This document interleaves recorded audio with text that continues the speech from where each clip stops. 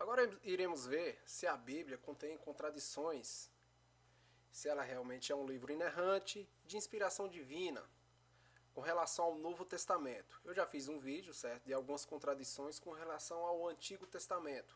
Selecionei só algumas entre muitas contradições, tanto do Antigo Testamento como do Novo Testamento, certo? Agora veremos o Novo Testamento, se ele tem contradições bíblicas. Muitos falam que a Bíblia é inerrante, certo? Que ela não contém erros, que o seu texto foi preservado pelo Deus da Bíblia, ele foi preservado, e que por isso, por ele ter sido inspirado por um Deus, esse Deus não deixaria que o texto fosse corrupto ou corrompido, certo? E que as pessoas alterassem aí, ou que os próprios autores bíblicos escrevessem de maneira diferente daquilo que eles imaginavam. Então vamos lá. Se a Bíblia não tem contradições, então me responde o seguinte: quem é o avô de Jesus? Porque a Bíblia em Mateus 1,16 fala que Jesus foi filho de José e que José foi de Jacó, certo? E já em outro texto, em Lucas, fala que Jesus foi filho de José e que José foi filho de Eli. Afinal, José foi filho de Jacob ou filho de Eli? Quem que foi o avô de Jesus? Se não existe contradição, se a Bíblia é inerrante, então me explica com relação a isso. Quem foi o pai de Salatiel? A Bíblia fala que o pai de Salatiel foi Jeconias, em Mateus. E entra em contradições quando fala que o pai de Salatiel foi Neri. Afinal, foi Jeconias ou foi Neri o pai de Salatiel? Mas já que você diz que a Bíblia é inerrante, certo? Que ela não contém erros, então me explica. Quantos filhos Zorobabel continha?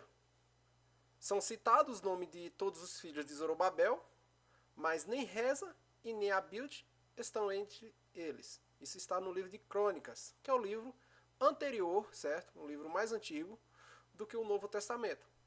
E vem Mateus dizer que Abiú é filho de Zorobabel e que Reza é filho de Zorobabel, em Lucas. Afinal, quantos filhos continha Zorobabel? Então aqui já vai uma contradição. Mateus e Lucas inserem na genealogia, certo? De Crônicas, nomes que não existem. Simples assim. Quem foi o pai de Zorobabel? Zorobabel era filho de Salatiel. A Bíblia fala isso. E Zorobabel era filho de Fadaia. E que Salatiel era tio dele. Então o livro de Crônicas, por ser mais antigo, certo? Por conter a tradição mais antiga, fala que o pai de Zorobabel era filho de Fadaia e que Salatiel era tio dele. Mas Mateus e Lucas se contradiz, certo? Existe um erro aqui. Fala que Zorobabel era filho de Salatiel, quando na verdade isso não é verdade. Jesus curou antes ou depois? Aqui uma das grandes contradições com relação a Jesus, tá? Uma das grandes contradições.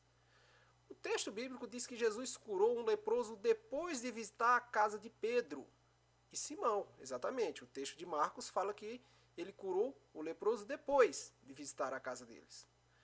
Mas Mateus se contradiz com Marcos aqui ao dizer que Jesus curou o leproso antes de visitar a casa de Pedro. Afinal, Jesus curou depois ou antes? Contradição, né? E vem você dizer que a Bíblia foi inspirada, que o texto foi preservado e que um Deus ditou aqui palavras por palavras e que ela não contém erros, que ela é inerrante. Já estamos vendo o contrário disso, né? Ela, sim, contém inúmeros erros. Como aconteceu realmente a tentação de Jesus? Agora uma contradição com relação à tentação de Jesus.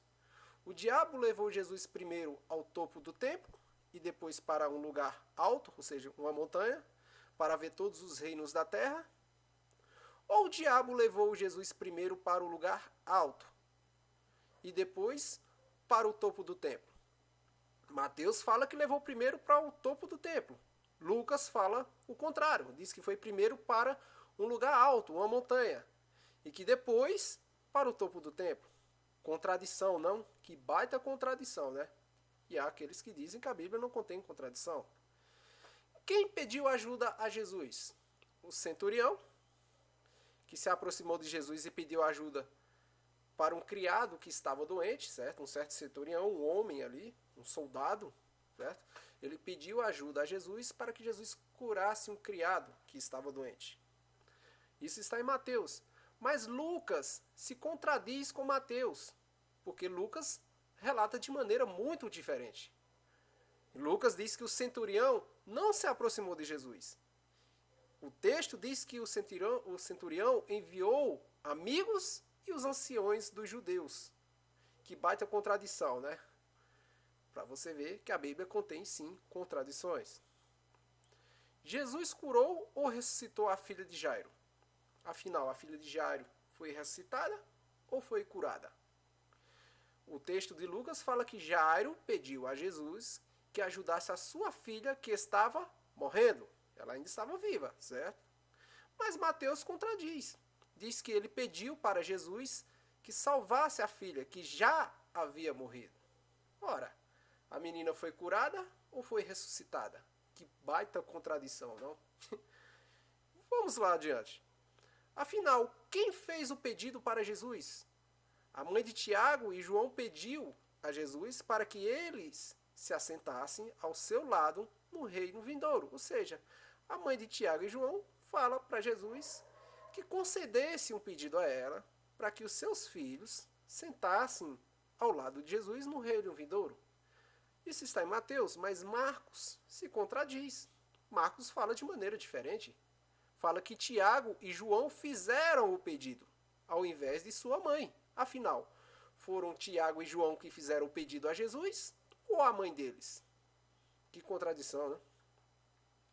Quantos cegos Jesus encontrou ao sair de Jericó? Uma das contradições que poucos aí leem, ensinam sobre esse texto, mas nunca pensaram nisso. Ao sair de Jericó, Jesus se encontrou com 2 homens cegos, conforme Mateus, ou se encontrou com somente um homem cego, conforme está em Marcos? Você saberia me responder isso? Qual dos dois aqui foi inspirado? Qual dos 2 textos aqui é o verdadeiro? É um ou 2 homens? Em quantos animais Jesus montou?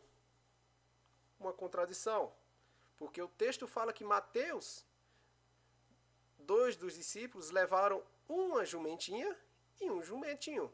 Ou seja, levaram 2 animais para Jesus se sentar sobre eles. Jesus sentando em 2 jumentinhos ao mesmo tempo é coisa esquisita, não? Eu não consigo imaginar o homem sentando em 2 animais ao mesmo tempo. E o texto se contradiz em Marcos, que falam que eles levaram somente um jumentinho. Afinal, foram 2 ou foram 1? Uma outra das grandes contradições que o texto bíblico no Novo Testamento contém é essa outra passagem aqui. Quando ocorreu a purificação do templo?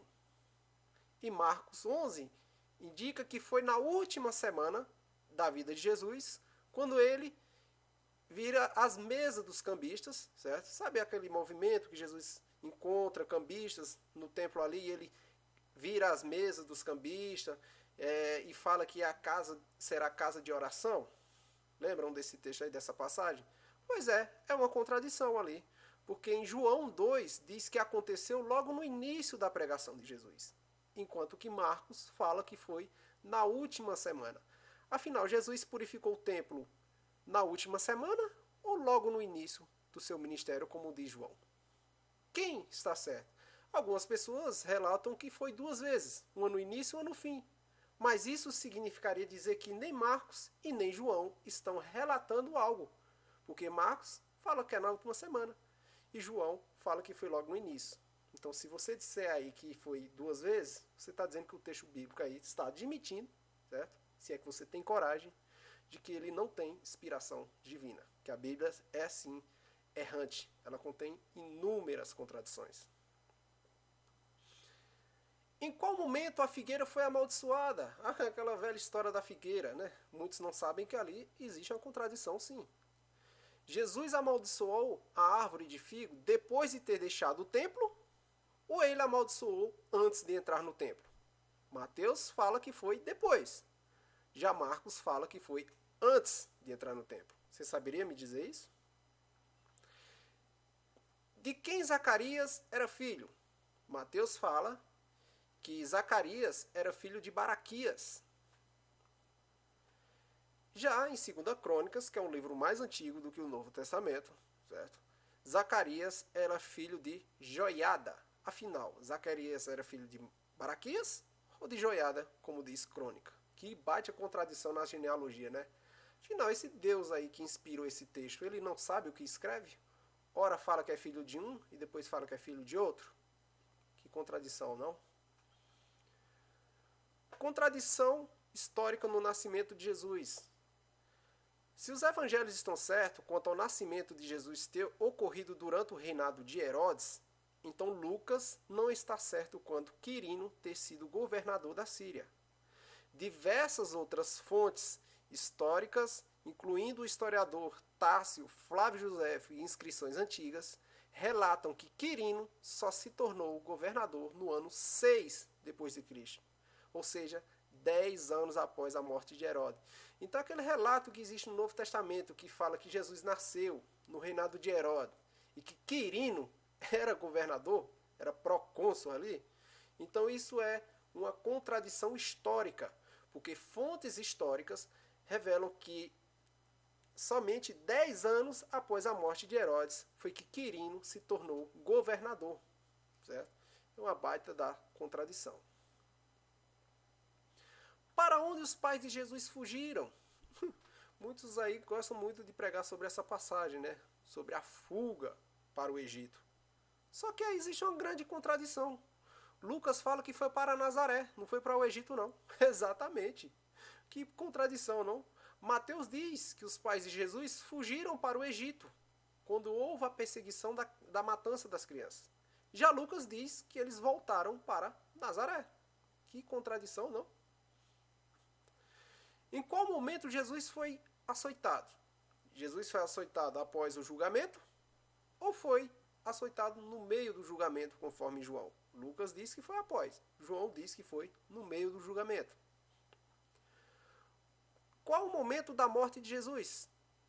Era a hora terceira, 9 da manhã, conforme Marcos, ou ao cair da tarde, conforme Marcos 15, 42, fala novamente. Ou era hora sexta, ao meio-dia. Quem é o filho de Jorão? Jorão é pai de Osias, Mateus 1,8, ou Jorão é pai de Acasias, conforme 1 Crônicas 3, 10, 12. Qual foi a voz do batismo? Agora aqui uma das grandes contradições, tá? Com relação ao batismo de Jesus, que é também uma passagem que é muito utilizada nas igrejas. A voz do batismo lá fala que ele diz o seguinte: este é o meu filho amado em quem me comprazo. Mateus. E Marcos fala que tu és meu filho amado, em ti me comprazo. E em Lucas fala que tu és meu filho, eu hoje te gerei.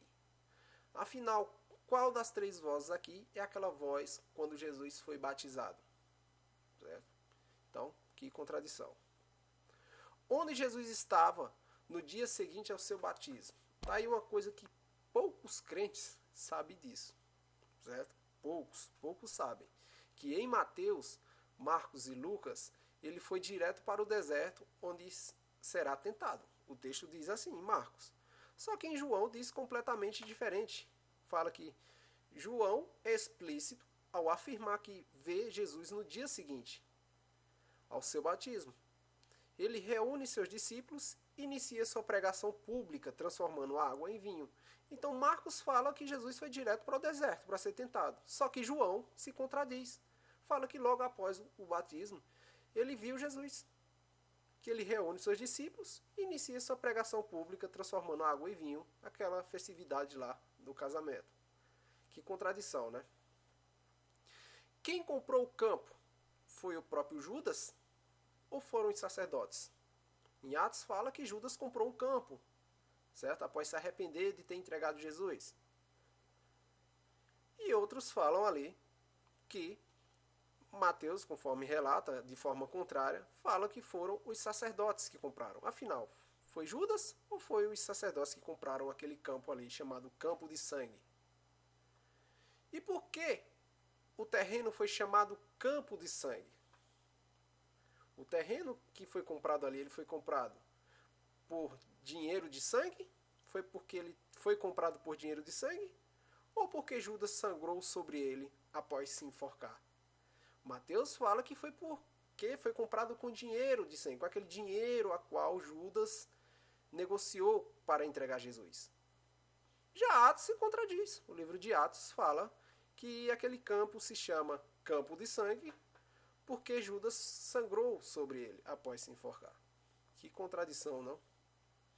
E para finalizar, eu quero indicar a você o trecho de uma grande obra, certo? Se você puder, eu indico você a comprar esta grande obra, a qual fala de inúmeras contradições com relação ao Novo Testamento e algumas com relação ao Antigo Testamento.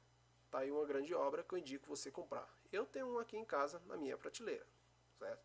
Então, eu indico sim. E se você quiser ir mais a fundo com relação às contradições da Bíblia, tá aí um bom livro para ser lido e comprado.